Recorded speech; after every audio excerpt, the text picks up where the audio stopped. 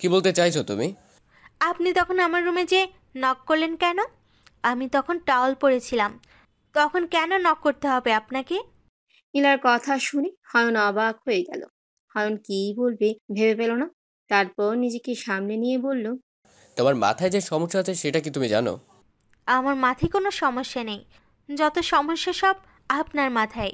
সেটাই, পাগল কখনো বুঝতে পারে না সে পাগল।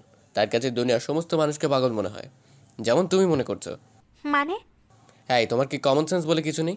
তুমি যে গোসল করে বের হয়েছিলে সেটা কি আমি জানতাম? আর তুমি রুমে টাওয়েল পরেছিলে না বোরকা পরেছিলে সেটা আমি জানবো না তুমি জানবে? অবশ্যই তোমার জানার কথা। আর এমন করে কথা বলছো যেন আমি তোমার রুমে নক না করে ঢুকে গেছি। আমি তো ভদ্র ছেলের মতো বাইরে থেকে নক করেছি। তুমি কি তখন বলতে পারলে না যে স্যার আমি মাত্র গোসল করে এসেছি, এখনও ফ্রেশ হইনি, একটু পরে আসুন বা একটু পরে কথা বলি? তুমি তো তা না বলে নাচতে নাচতে এসে দরজা খুলে ঢং করে বললে কিছু বলবেন। বরং আমি তখন তোমাকে বললাম এই পোশাকের দরজা খুলেছ কেন, আর এখন এসে আমাকে ঝাড়ি দিচ্ছ। আমি ভদ্র ছেলে বলে এখন এখানে দাঁড়িয়ে আছে, আমার জায়গাতে অন্য কেউ হলে এতক্ষণে থাক, সেটা আর না বললাম। নীলা মনে মনে বলল, বেটা তুই যে কেমন ভদ্র সেটা আমি জানি। একটা টাওয়াল পরা মেয়ের দিকে হাঁ করে তাকিয়ে থাকিস, আবার নিজেকে ভদ্র বলে দাবি করিস।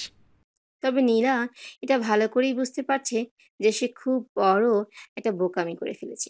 তাই নীলা এই প্রসঙ্গটা বাদ দিয়ে বলল, সে যাই হোক, বাদ দিলাম। এবার বলুন, কেন ডেকেছেন? হায়ন মনে মনে বলল, আহা কি বিচার! যখন দেখলো ভুলটা নিজের তখন ঠাস করে অন্যদিকে কথা ঘুরিয়ে দিল। হায়ন বলল, তখন আমি খেতে আসছিলাম, তাই ভাবলাম তোমাকেও বলি খাবে কিনা। যাই হোক, তুমি খেয়ে নিও। আমি খুব টায়ার্ড, এখন একটা ঘুম দিতে হবে। তুমি খেয়ে ঘুমাতে চাইলে ঘুমিও, না চাইলে যা মনে হয় তাই করো। আপনি খাবেন না? না, কেন? অদৃশ্য কোনো খাবার খেয়ে পেট ভরে গেছে। অয়ন নীলার সামনে থেকে হাঁটতে হাঁটতে হোটেলের রুমের দিকে চলে গেল। নীলা বুঝতে পারলো না অদৃশ্য খাবার আবার কি। একটু পর যখন বুঝতে পারলো, তখন নীলা একটা চিৎকার করে বলল, বেটা রাক্ষস কোথাকার! দুপুরে খাওয়া দাওয়া করার পর নীলা রুমে এসে আম্মুর সাথে কথা বলে।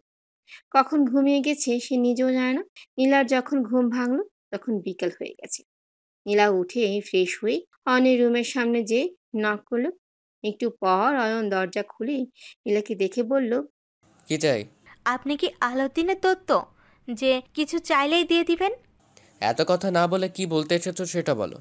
আমি বাইরে ঘুরতে যাব। তো যাও, কে বারণ করেছে? একা একা যেতে ভালো লাগছে না, আপনিও চলুন। তোমার কি মাথা খারাপ? কাল আমাদের এখানকার ম্যানেজারের সাথে দেখা করতে হবে। আমরা যে বিল্ডিংটা তৈরি করছি সেটা দেখতে যেতে হবে, আর সমস্ত কাগজগুলো দেখতে হবে। আমার হাতে একদম সময় নেই।